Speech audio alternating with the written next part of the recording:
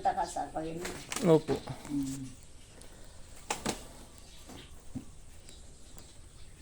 Tagal-tagal na din di po nakauwi dito eh. Oo. Hindi ka na po ba rito kung mag-birthday? Ika nga Yung eh. 79 na yung lula. Opo. Narito kayo. No. Ba, ibig sabihin pa 2 taon na ngayon. Isang taon na Hindi, nitong kung hindi ako nakauwi nitong Ay, nitong hindi nga. Hindi. isang taong mahigit magdadalawa na. Nito pa hindi nakauwi nitong birthday. Sa dyan mo. Sa dyan mo. Kaya kayo makakauwi nga ng birthday.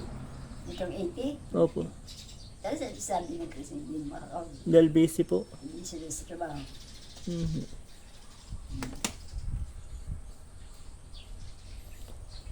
Sina po, sina yung iba?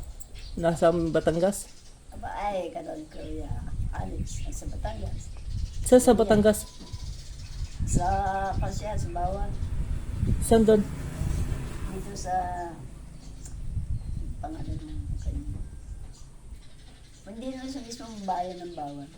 Kung sa kayo para sa bukod, sa kayo ay yung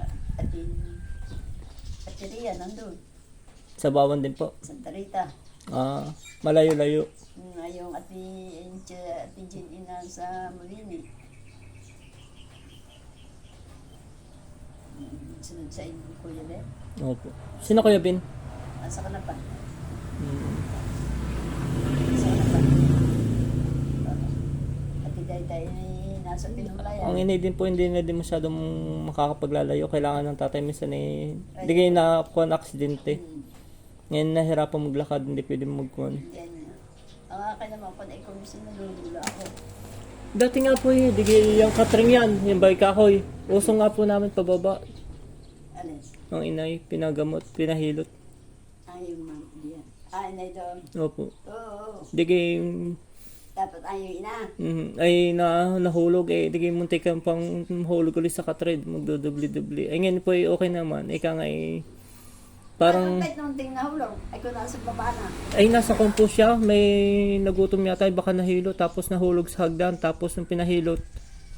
Ate, okay na naman. Ika nga eh, naku na lamang, hindi limbos sa pwede magdala sa ospital. Ayun. Ay, 10,000. Ba, hindi pala. 1,000 din pala ho yung gagastos dun. Yan nga. Ngayon nga magdala sa ospital, naku po, kwarta na. Hindi bali kung ika nga eh, malaki-laki ang sahod.